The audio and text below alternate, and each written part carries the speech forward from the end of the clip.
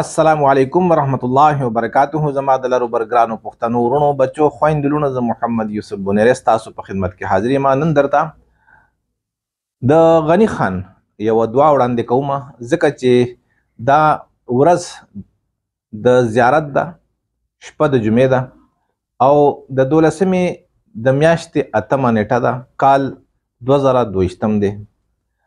عام خلق د جمعې په شپه باندې د دعاګانو اهتمام کوي. نو زه غواړم چې راشئ موږ هم د دعاګانو اهتمام وکړو، خو په خپلو دعاګانو کې به څه غواړو؟ هغه څه به غواړو کوم چې عارفانو غوښتلي دي، هغه څه به نه غواړو کوم چې دنیادار غواړي. راځئ چې وړاندې د غني خان دعا واورو او بیا پې ځان پوه کړو او امین پې ووایو. غني خان وایي: ای د حسن او نور دریابه، ماله یو ټکې د نور را، سترګې ډکې د خندا را، شونډې ډکې د سرور را. زه د خپل وړوکي زړګي له یوه نښه د یار غواړم. ای د حسن او نور دریابه، ماله یو ټکې د نور را. دې تک تور د غم محل له یو بسری د رڼا را، سترګې ډکې د خندا را، شونډې ډکې د سرور را. دې مستۍ او دې ارمان له یو تصویر د جانان راکا، ستا په مینه نازېدل را، ستا په ښکلي مخ غرور را.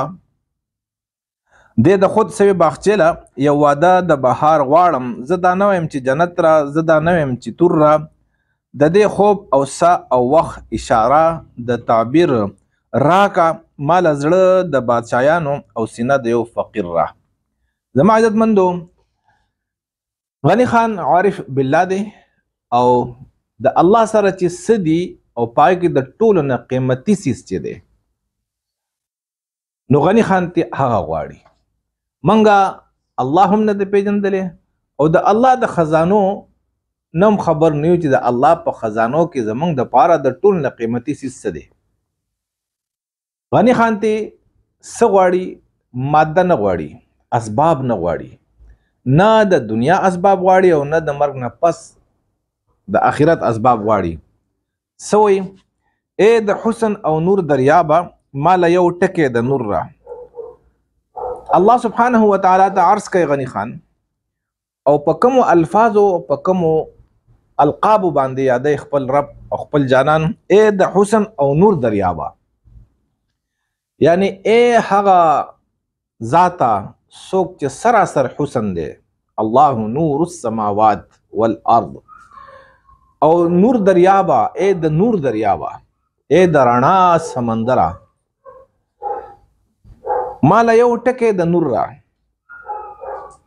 اوس غني خان الله وپېژندو چې د الله څه دی، نو هغه وایي چې د الله ښایست دی، الله رڼا ده. انسان څه دی؟ انسان تیاره ده. د مخې ته څه دي؟ تیارې دي. انسان په تیاره کې یریږي او کله چې انسان له رڼا راشي نو دی بیا نه یریږي. زه تاسو ته یو مثال درکوم. د مثال په تور باندې ما په دې باندې یو لیکم کړی دی چې انسان یریږي د څه نه. نو انسان چې دی هغه تاسو وګورئ، ماشومان په یو کمره کې به ناست وي، ښه به لوبې کوي، سټډي به پکې کوي، بیا د کمرې نه راوځي، شپه شي او بلب بند کړي، نو د دغې ماشومانو کې یو ماشوم تاسو واپس ولېږئ چې ورشه بچیه په دې کمره کې زما نه پلانی څیز پاتې شوی راوړه، نو هغه د یارې نه هغې کمرې ته نه وځي، حالانکې اوس ترې راووتل، د یارې نه وځي. خو که یو سړی لاړ شي او بلب ورته ان کړي، رڼا ورته ولګئ، نو هغه خپن کولاو زړه باندې لاړ شي او د کمرې نه څیز راوالي. نو انسان د یریږي د تیارې نه. تیارې ته موږ جهالت وایو، عربی کو ته جهل وایي، جهالت ورته وایي. او د هیڅ نه یریږي، نه د تورې نه یریږي، نه د ټوپک نه یریږي، نه د خامار نه یریږي او نه د زمري نه یریږي، فقط د تیارې نه یریږي. نا څومره تصورات چې د پیریانو دي. نو وګورئ، یو انسان به په ځنګل کې به د ورځې ګرځي، هېڅ پروا به نه، او چې څنګه تیاره شي نو ورته وایي لاړ شه، نشي تللی. دغه رنګ یو انسان دی په مقبره کې به ښه د ورځې ناست پی کار کوي او تیریږي را تیریږي، خو د شپې د دغې مقبرې نه تېر باسه نو نه تیریږي. دا ولې؟ څه چل وشو؟ حالانکې څه چې د ورځې څنګه څه نه په دې قبرستان کې، په دې ځنګل کې، دغه رنګ د شپې هم څه نشته دی. دا پیریان زمونږ نم کمزور مخلوق ته. نو دی څوک چې مونږ وایره دا بلاګانې دا دیوان داسې یو تصور دی. نو زما عزتمندو کله چې په دغه قبرستان باندې په دغه ځنګل باندې رڼا شي بس هر سړی د زمري په شان یک یوازې ګرځېدو ته تیار دی. معلومه دا شوه چې انسان چې دی د تیارې نه یریږي او د سره چې رڼا نه وي نو دی غر کېږي تباه کېږي. نو غني خان څه غواړي؟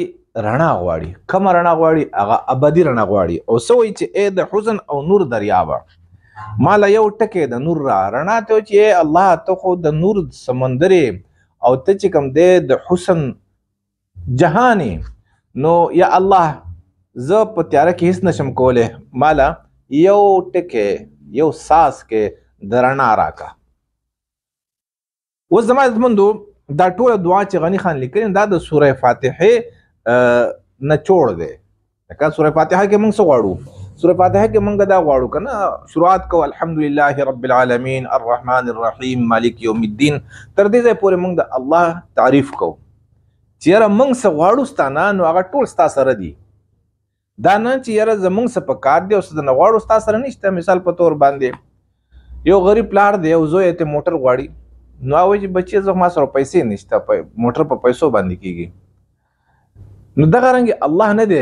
الله سبحانه وتعالی وړاندې غني خان وپېژندو چې الله سبحانه وتعالی څه دی؟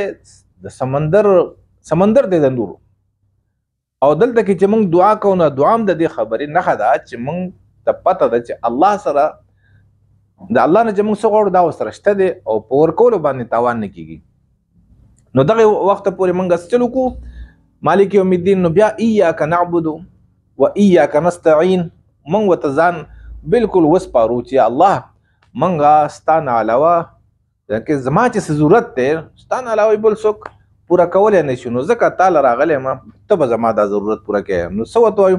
اهدنا الصراط المستقیم منګ ته هدایت نصیب کړو. دا هدایت څه دی؟ هدایت رڼا ده. هدایت رڼا ته وایي. رڼا د څه دپاره ده؟ رڼا د دې دپاره ده چې یو انسان د په رڼا کې د رڼا په برکت باندې د فایدې ورکوونکي څیز نه فایده واخلي او د نقصان ورکوونکي څیز د نقصان نه ځان بچ کړي. تاسو ته یو مثال درکوم. مثال په تور باندې یو کمره ده او کمرې ته یو انسان لاړو تکه توره تیاره ده هلته کې د په دای کمره کې مار هم دی او لخته پکې هم ده. اوس دی به څرنګې لخته چې دا راخلي ځکه چې لخته په دغه وخت کې دله فایده ورکوونکې ده.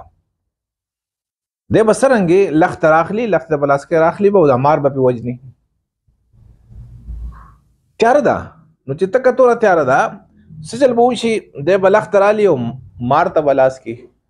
نو مار نقصان ورکوونکی څیز دی چې مار ته لاس کوي د لختې په نیت باندې چې یاره دلته خو لخته پرته وه او هغه ماري بس مار به یې وچیچي مړ به شي. خو که په دې کمره کې رڼا راشي بلب ولګي بتی ولګي نو دی بس چلو کې د دې رڼا په برکت باندې لخته راواخلي او د مار سر به پې ووایي. نو د لخته چې فایده ورکوي د هغې نه یې فایده واغستله او مار نقصان ورکوي د هغې د نقصان نه ځان بچ کو د څه په برکت؟ د رڼا په برکت باندې. زما عزتمندو د انسان منزلونه ډیر زیات دي. دا منزل خو زمونږ اخیره یو دی که نه خو د ده پړاوونه چې ورته وایي هغه ډیر دي. نو په دغه ځای کې یعنې په ژوند کې هم او د مرګ نه پس هم د رڼا نه او د الله د نور نه علاوه په بل څیز باندې موږ د نقصان نه ځان نشو بچ کولی او فایده حاصلولی نشو. نو څرنګه چې د الله سبحانه وتعالی دا موږ ته تعلیمات دي چې زما نه هدایت غواړئ. هدایت څه ته وایم؟ ما تاسو ته وایي رڼا ده. نو دغه رنګ غني خان څه غواړي؟ هدایت غواړي، رڼا غواړي. او دا ورته وایي چې یا الله زه کو دنه غواړم نو ای د حسن او نور دریابه ته نور یې ته رڼا یې زه ته که توره تیاره یم زه د تیارې محتاج یم نو ته ماله د خپلې رڼا نه رڼا راکا. سچل کوي د خپل رڼا نه مال رڼا راکا او ته چې کله مال رڼا راکې تا ستا د رڼا نه هغې ته هدایت وایي نو زه به بیا په د ژوند او د مرګ نه پس چې څومره پړاوونه څومره زما سفر دی په یو کې به ناکامه نه شم. بس رڼا به یې تا ورکړي او زه چې درنه څه غواړم دا ته راکولی شي.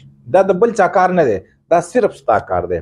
نو غني خان دلته کې د الله تعریف وکړو لکه د سوره فاتحه د تعلیماتو په شان موږ ته وایي الحمدلله رب العالمین. دلته کې غني خان د الله تعریف وکړو چې کله څوک هم دعا کوي نو هغه له پکار دی چې د الله تعریف وکړي او هغه ته ځان بالکل صفر کړي، ځان ورته بې حسه کړي او الله سبحانه وتعالی د هر څه خاوند ومني چې یاره ته هر څه کولی شي، نو بیا دې ته غوښتنه کوي د هغه تعریف ته وکړي. تعریف په دې نیت باندې چې یاره زه چې څه وایم او زه چې څه غواړم ستا نه علاوه بل څوک نشي ورکولی او ته یې په ورکولو باندې ستړی کېږي هم نه او څه محنت هم تاله نه لکه تاله نه پکار چې ته محنت وکړې او دا د چې یاره ستا خزانې پې هم نه کمیږي. خو د دنیا د خلقو نه موږ څه وغواړو نو خامخا دا خزانې کمیږي، خفه کېږي پې. الله سخي دی په ورکولو باندې نه خفه کېږي او په ورکولو دا خزانې نه کمیږي. خو موږ ته څه غواړو؟ موږ کم عقل یو، موږ خپلې دعاګانې د اسبابو چې یا الله فلانی جنت راکا فلانی جنت راکا او دلته دا را او هلته را دا را. نو اصل څیز چې دی هغه ته عارفان غواړي او هغه څه دی؟ هدایت دی. او دغه تعلیم موږ له قرآن راکوي په شروعاتو کې چې اهدنا الصراط المستقیم. سترګې ډکې د خندا را، شونډې ډکې د سرور را. اوس چې کله الله سبحانه وتعالی یو انسان له د خپلې رڼا نه رڼا ورکړي، د ته هدایت ورکړي او د ده په زړه کې د هدایت ډیوه بله شي، نو د هغې ډیوې برکت څه دی؟ د ده سترګې به د خندا نه ډکي او د چا سترګې چې د خندا نه ډکي نو هر سړی پې میني او شونډې ډکې د سرور را او شونډې د خوشحالۍ نه ډکي سري او لکه خوله یې ډکه د خندا نه او د خوشحالۍ نه. نو په چا کې چې هم لکه څوک مسکی سترګې د خندا نه ډکې او خوله یې مسکی نو دی هر دل عزیز شي، دی د خلقو رهبر شي، په د خلق مینېږي. خو دا څیزونه زړه پاک او خوله مسکی دا حال د یو انساني چې د ده په زړه کې د هدایت رڼا وي. چې د هدایت رڼا نه نو سوال نه پیدا کېږي چې د ده خوله د خندا ډکه شي. غني خان د خپل ژوند دپاره دغه څیز غواړي چې یاره بس زړه مې پاکي او خوله مې مسکوي خلقو ته، چاته مې په زړه کې څه حسد نه، بغض، کینه نه، په خوله باندې مې چاته کنځل او خیرې نه. زه د خپل زړوکي زړګي له یوه نښه د یار غواړم. ای د حسن او نور دریابه ماله یو ټکی د نور را. زمونږ دا زړه وړوکی دی او دا یو ماشوم، د مثال د ماشوم دی بادشاهي که نه، دی په څه نه پوهېږي، بادشاه دی دغه معصوم دی په ډېرو نه پوهېږي. نو غني خان وایي چې یاره زه د خپل وړوکي زړګي له یوه نښه د یار غواړم. دا زما وړوکی زړه چې دی زه ستا د یارۍ یو نښه غواړم چې ها ستا هم زما سره یاري ده، ته هم په ما باندې مینې. او هغه څه ده؟ ای د حسن او نور دریابه ماله یو ټکی د نور را. نو دغه نښه د الله چې ده، د الله د یارۍ نښه څه ده؟ کله چې هدایت ورکړي انسان له، کله چې د هدایت رڼا ورکړي، په زړه کې د هدایت شمع بله شي، نو ته پوه شه چې دا انسان دا د الله محبوب ترین او مقرب ترین انسان دی. دې تک تور د غم محله یو بسره د رڼا را، سترګې ډکې د خندا را، شونډې ډکې د سرور را. بیا هغه خبره وکړله خو ځان زړی چې دی دا یې د دې تک تور د غم محله، زړه د غمونو یو محل دی او تک تور دی. او په دې کې چې کله زما عزتمندو د الله سبحانه وتعالی د هدایت رڼا نه وي نو بس دا دغه شان غمونه به پی او په دنیا کې هم غمونه، د مرګ نه پس هم غمونه. غني خان د دغې غمونو نه د خلاصي او د نجات یو نسخه د الله نه غواړي. هغه نسخه غني خان ته معلومه ده او څه ده؟ دې تک تور د غم محله یو بسره د رڼا را. یو بسره پیژنې که نه؟ ما په خیال اردو کې ورته کیرن وایي. بسره ده تنور چې موږ بل کو نو هغې لمبې خیږي، لمبو نه بسرې خیږي. څوک ورته بسر کې وایي، موږ ورته بسر کې وایو.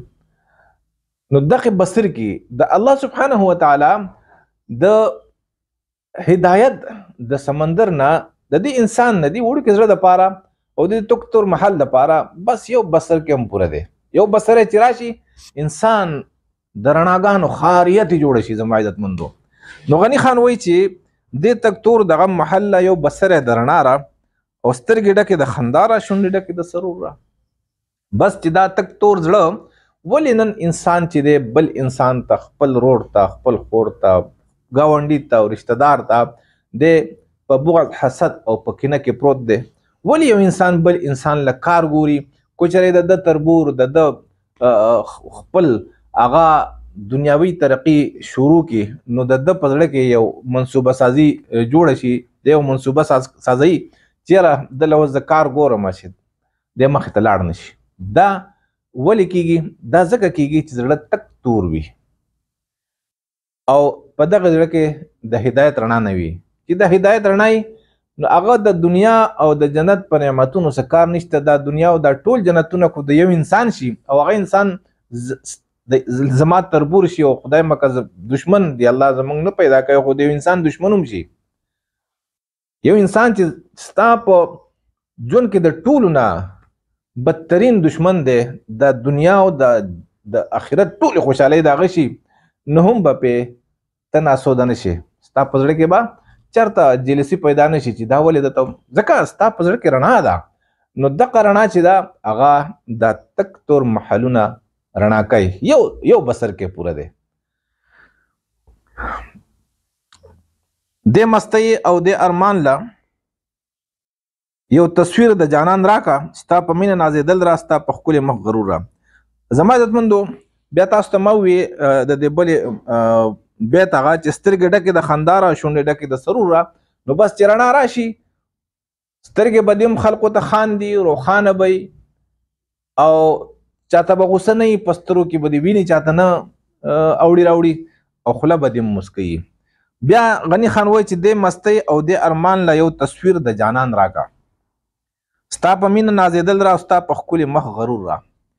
غني خان انسان له الله سبحانه و تعالی مستیم ورکړی ده او د سره ارمان هم دی.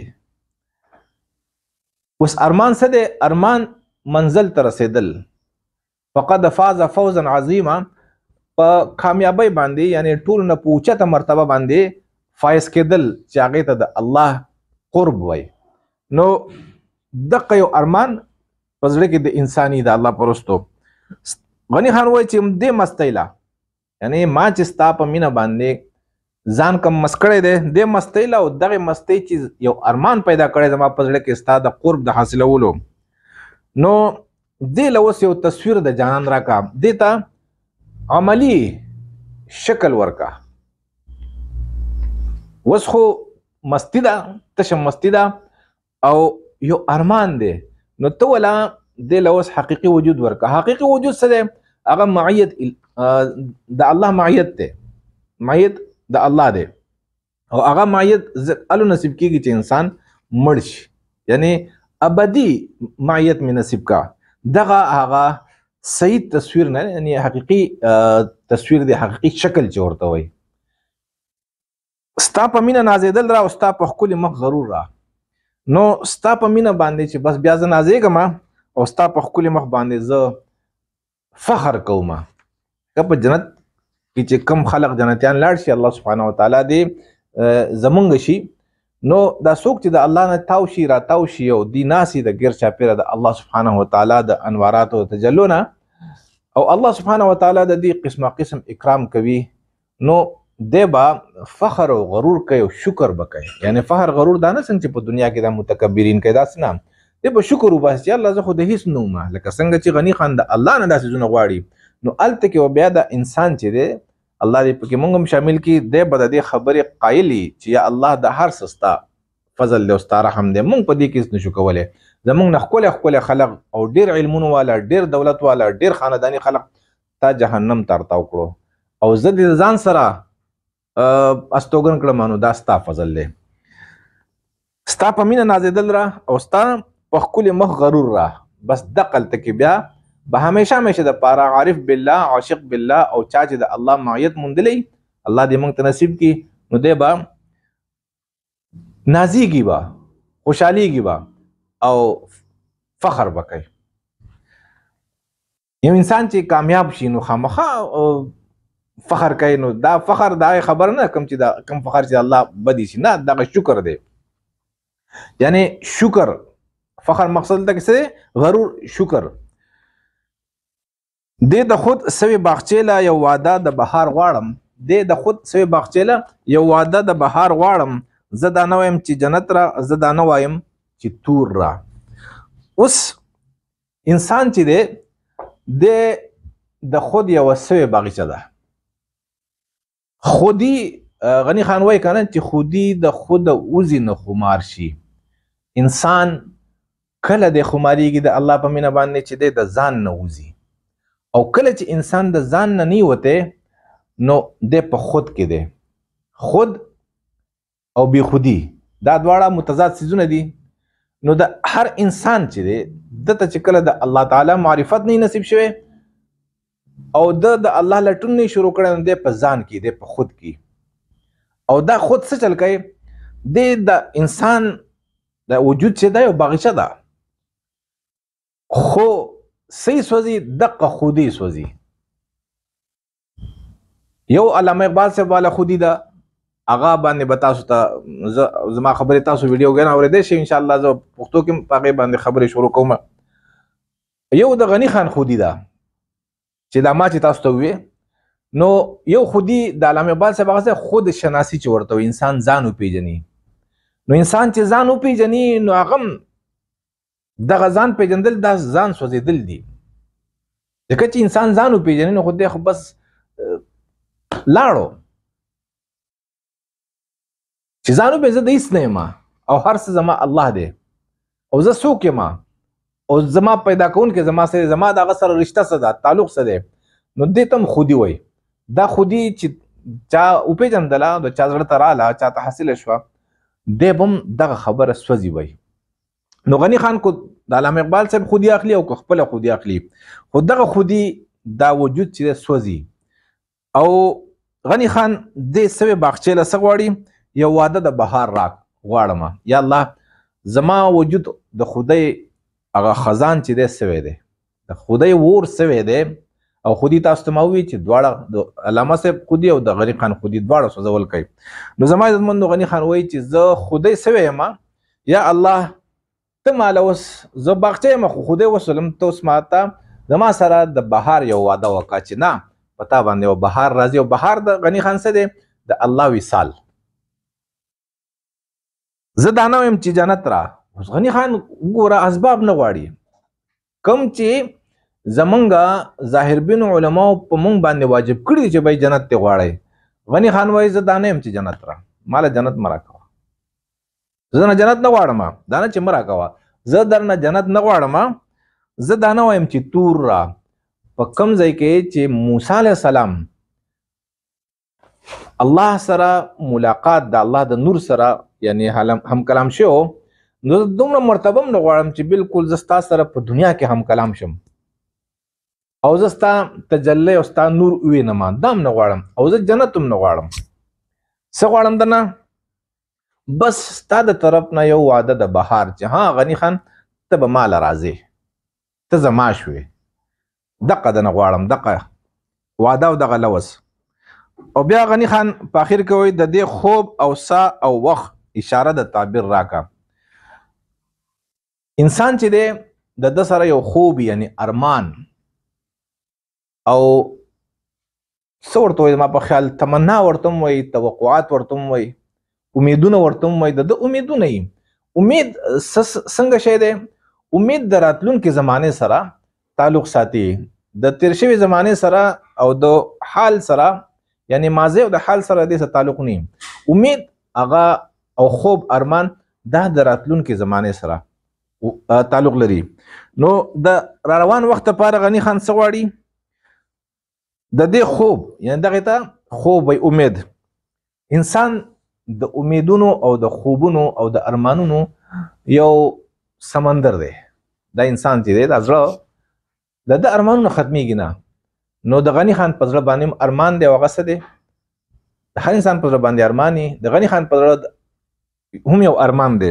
نو هغه ارمان لا او سا د غني خان دا ژوند چې دی د دې خوب او سا او وخت دا ژوند چې دی سا د غني خان وجود خوب امیدونه د غني خان وخت ژوند اشاره د تعبیر راکا.